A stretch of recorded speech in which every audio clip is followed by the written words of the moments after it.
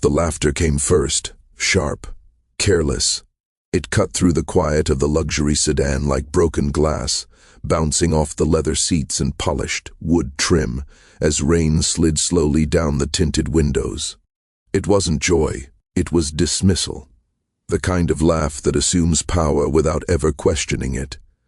The kind that believes the world is already sorted into winners and servants. She leaned back in the rear seat, adjusting the collar of her designer coat, gold bracelet catching the dim city light. Her eyes lifted briefly to the rearview mirror. For half a second, she saw him. Then she didn't. He sat upright behind the wheel, shoulders square, hands steady at 10 and 2. Calm, focused, silent, black. To her, he was part of the car. Another feature, leather, engine, steering wheel, invisible. "Just drive," she said, waving her hand as if brushing dust from the air. Her voice was sharp, clipped, used to being obeyed without pause. "This meeting decides $1 billion. I don't need small talk." He nodded once, barely noticeable, eyes still on the road. The car moved smoothly through traffic as the city rushed by outside, lights blurring into streaks of white and red. Inside the car, the air felt heavier with every block. The silence wasn't empty. It was full of things unsaid, full of history, full of the space between people who share a moment but not a world. Her phone buzzed again and again. Lawyers, board members, advisors who spoke only when invited, foreign investors already seated in a glass tower downtown, waiting, watching, judging. This deal wasn't just business, it was legacy. One signature away from headlines, one mistake away from collapse. She felt the pressure, but wore it well. She always did. Pressure had never scared her. People had... At a red light, she frowned at her phone, scrolling through an email written in a foreign language. Her lips tightened. "Unbelievable," she muttered, tapping the screen harder than necessary. "These international partners expect perfection. Every word has to land just right." The driver's eyes lifted slightly, catching the faint reflection of her screen in the mirror. Just a glance, long enough to recognize the language instantly, long enough to read the tone behind the words. Formal, careful, cautious. He understood it all without effort. Then another message popped up. A different language, same concerns, same quiet warning hidden between polite phrases. He said nothing. The light turned green. He eased the car forward, smooth and controlled, like he always did. His face remained calm, unreadable. Silence wrapped around him like armor. He had learned long ago that silence could be protection, silence could be power, silence could keep you employed. She scoffed suddenly, a short sound filled with amusement and disbelief. "You know," she said, not looking up, "my team keeps telling me we need more multilingual support. 9 languages, they claim." She laughed again, louder this time, shaking her head. "Please, if someone really spoke 9 languages, they wouldn't be driving me to meetings." Her words hung in the air, heavy, ugly, final. He didn't flinch, didn't tighten his grip on the wheel, didn't look back at her. His eyes stayed forward, fixed on the road ahead, jaw relaxed. If she noticed his silence, she didn't care. To her, the comment was harmless, just a truth spoken out loud, just the way the world worked. Rain hit harder against the windshield. The wipers moved back and forth in a steady rhythm. Swipe, pause, swipe. The sound filled the space between them, marking time, marking distance. Outside, the city kept moving. People rushed under umbrellas. Buses hissed at stops. Somewhere, someone was late for work. Somewhere else, someone was being fired. Life didn't stop for billion-dollar meetings. But inside the car, everything felt suspended, like the air before a storm breaks. She glanced at her phone again, irritation growing. "If this deal falls through," she said, almost to herself, "heads will roll. I don't care how many languages they speak." The driver heard every word. He always did. He had heard worse before. He had heard it in break rooms and boardrooms he wasn't meant to enter. He had heard it spoken softly and shouted loud. Words that assumed, words that reduced, words that erased. He remembered the first time someone laughed like that at him. Years ago. Different city, same tone, same certainty. The car slowed as they approached the tower downtown, its glass walls rising into the gray sky like a monument to power. Security stood outside under black umbrellas. The entrance lights glowed warm against the rain. This was her world, where people stood when she entered, where doors opened before she reached them. She straightened in her seat, slipping her phone into her bag, confidence settling back onto her shoulders like a familiar coat. "All right," she said, checking her reflection in the mirror. "Game face." The driver pulled to the curb and stopped. The engine hummed softly before going quiet. For a moment, neither of them moved. Rain drummed against the roof. The city waited. She reached for the door handle, then paused. Something about the silence felt different now, thicker, louder. She glanced at him again in the mirror, really looked this time. His expression hadn't changed. Calm, composed, patient.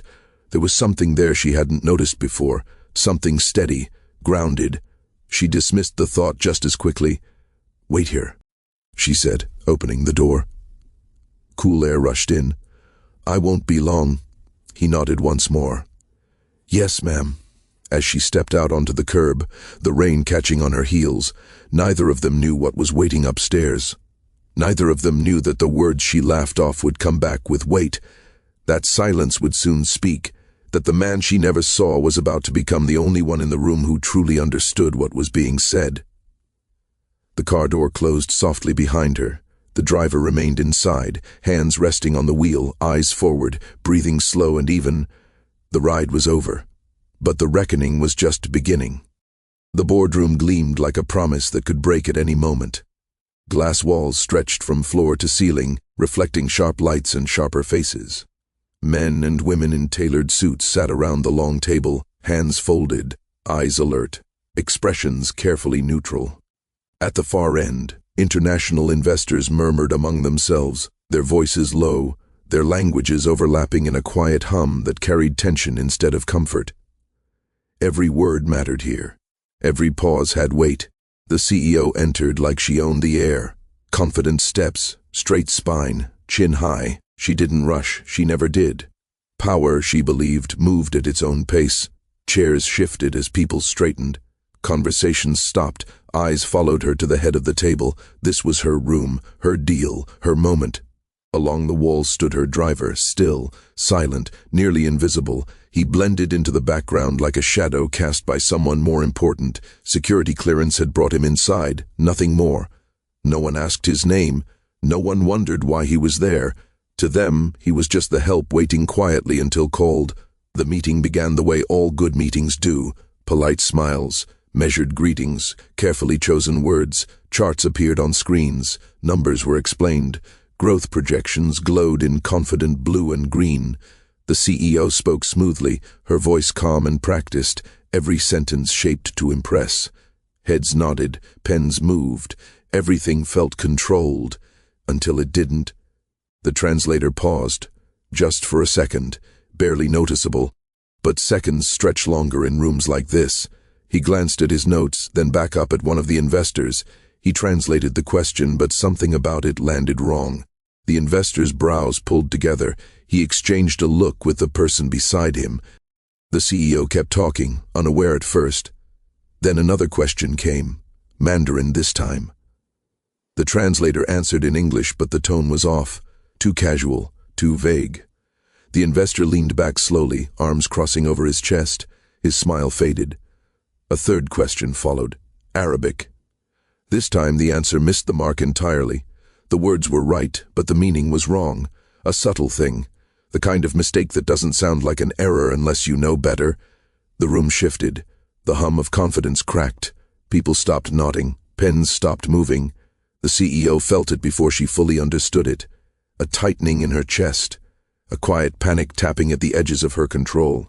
She glanced at the screen. Numbers that once looked strong now felt fragile. One wrong phrase could unravel months of work. She leaned toward her team and whispered sharply, "Why isn't this clear? We rehearsed this." Her advisor avoided her eyes. The translator swallowed hard. Sweat formed at his hairline. He tried again, another explanation, another attempt to bridge the gap. It didn't land. The investors leaned toward one another now, whispering in low tones. Their voices overlapped again, but this time there was no warmth. Only caution, only doubt.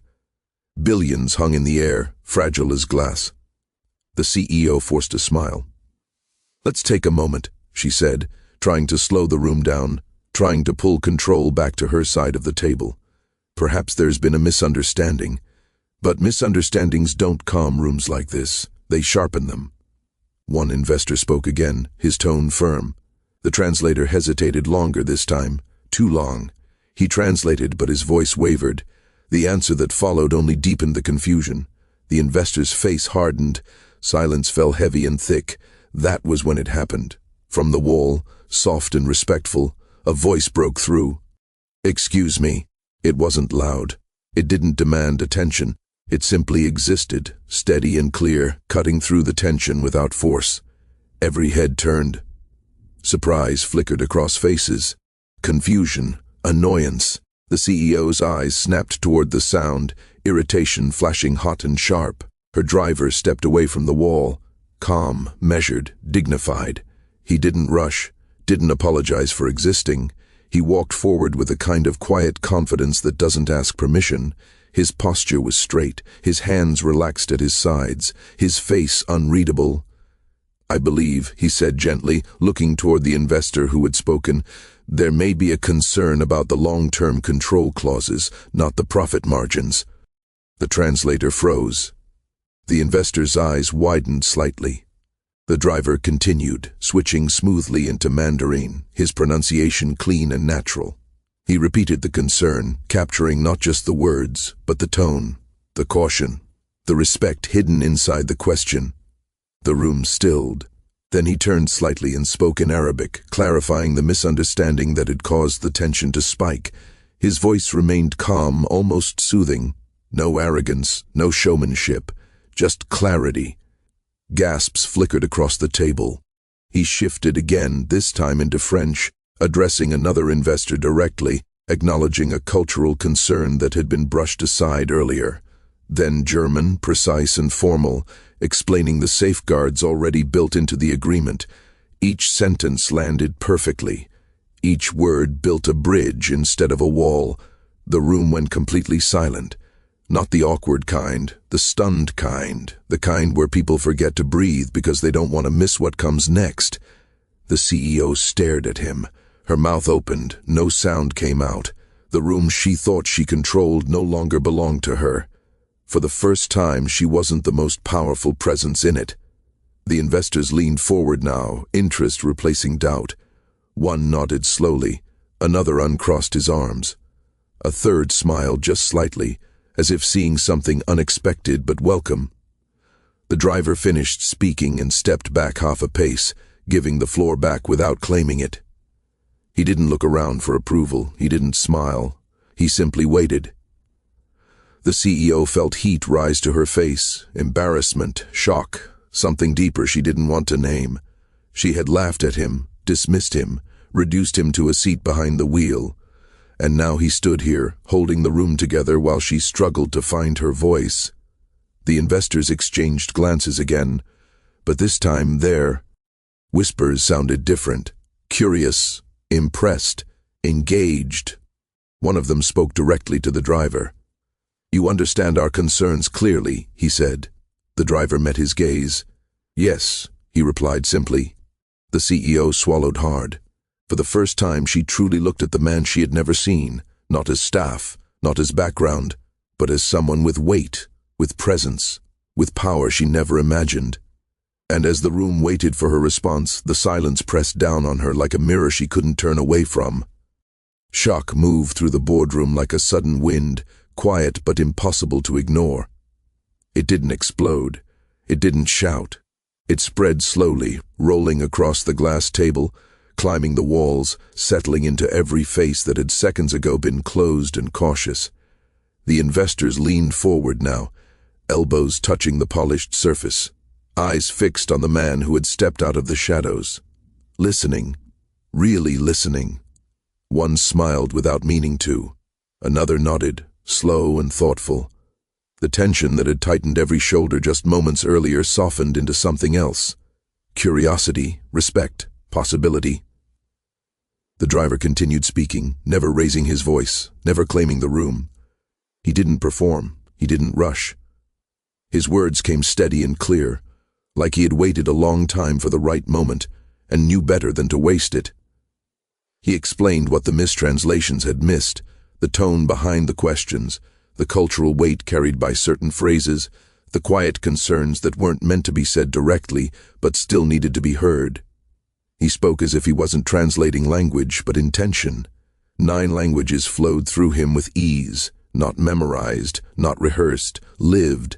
Each one carried a piece of his history.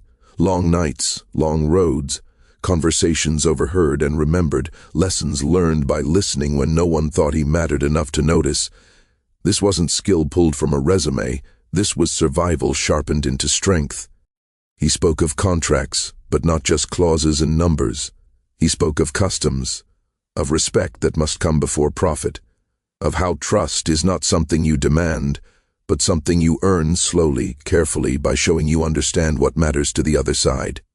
He explained how one phrase, said wrong, could sound like control instead of partnership, how another, left untranslated, could feel like an insult instead of protection. The room stayed silent, but it wasn't empty anymore. It was full of attention. The CEO sat frozen at the head of the table. Her hands rested on the polished wood, fingers still, knuckles pale.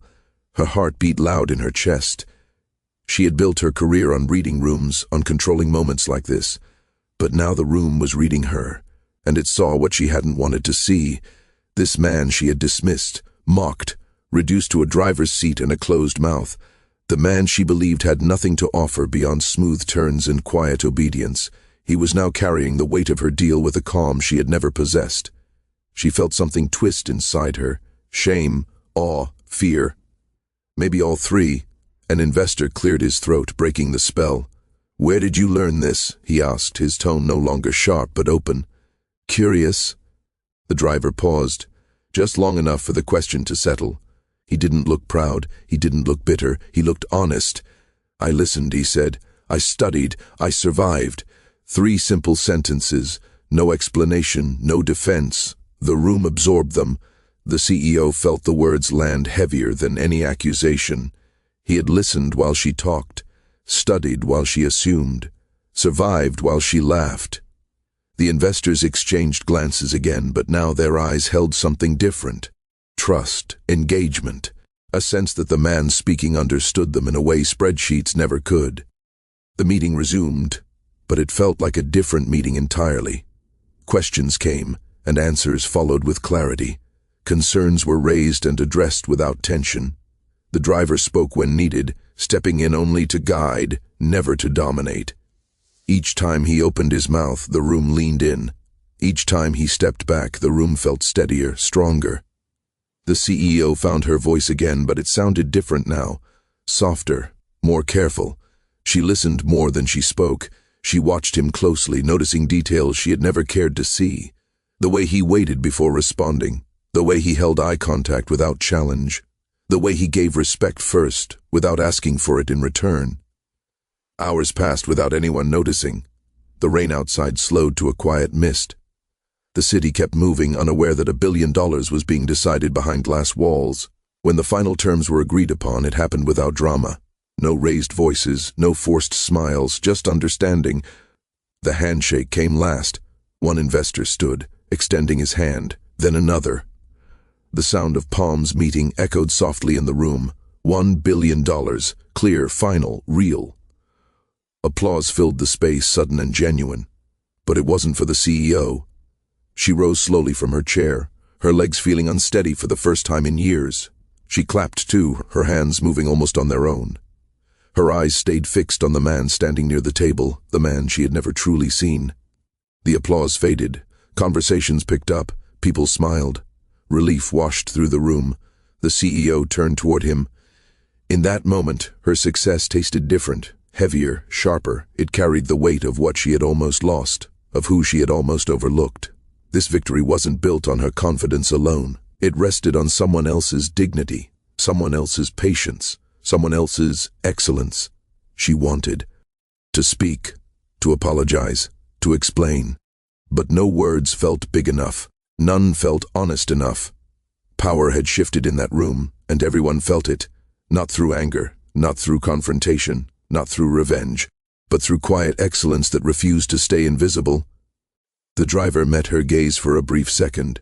There was no triumph in his eyes, no resentment, just calm understanding, as if he had known all along that this moment would come and had prepared himself not for victory, but for grace. The CEO realized then that power was not what she thought it was. It wasn't titles or money or being the loudest voice at the table. Power was the ability to stand in your truth without needing permission, to carry knowledge without needing praise, to save a room that never thought to save you. As the investors began to gather their things, the CEO remained still, the noise of success ringing hollow in her ears. She had won the deal, but she had lost an illusion she didn't know she was carrying. And as the man stepped back into the space near the wall, once again quiet, once again unseen by most, the tension returned in a new form, because the real question hadn't been asked yet.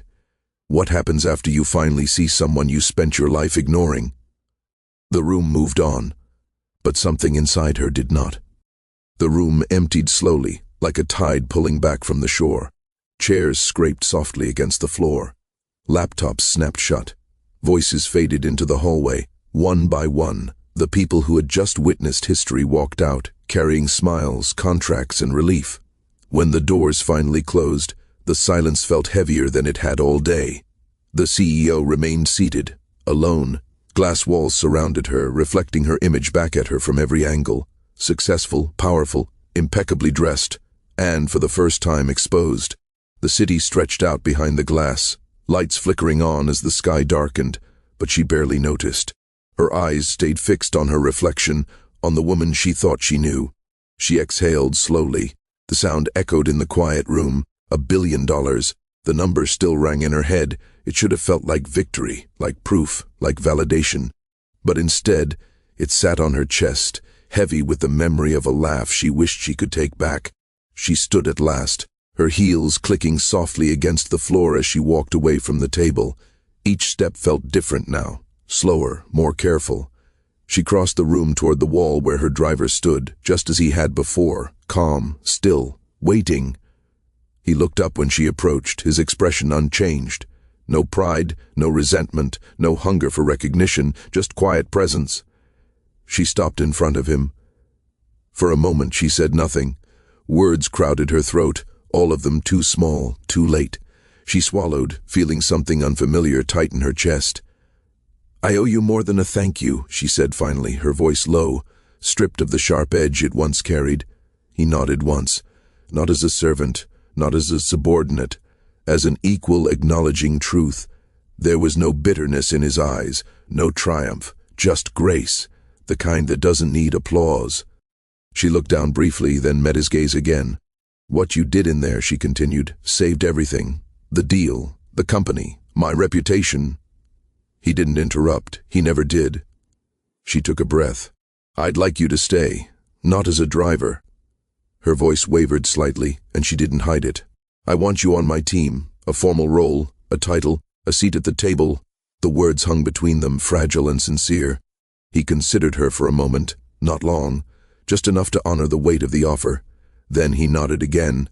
"I accept," he said, "not for revenge, not for validation, not to prove a point, but for representation. Because dignity deserves space, because talent doesn't wear uniforms, because brilliance often waits silently, unseen, unheard, until the moment the world finally needs it." The headlines came fast the next morning. Billion-dollar deal shocks market. CEO secures historic partnership. Photos flashed across screens. Analysts debated strategy. Commentators praised leadership. The world saw success and moved on. But the real transformation didn't make the news. It happened in quiet meetings where the CEO listened more than she spoke. In rooms where different voices were finally invited in. In moments where assumptions were questioned instead of followed. It happened in the way she greeted people now, with eyes up instead of past them. in the way she paused before laughing, before dismissing, before assuming she already knew. A woman learned humility, not the kind that bows in public and forgets in private, the kind that settles deep and changes how you move through the world. A man reclaimed visibility, not by demanding it, not by forcing himself into spaces that never wanted him, but by standing ready when the moment came, by carrying his excellence quietly until it could no longer be ignored. And a system cracked, just enough to let light through, not shattered, not fixed, but changed, bent by truth, nudged forward by one moment of recognition that could not be undone. Weeks later, the CEO rode in the back seat of the same car, the city rolling past outside.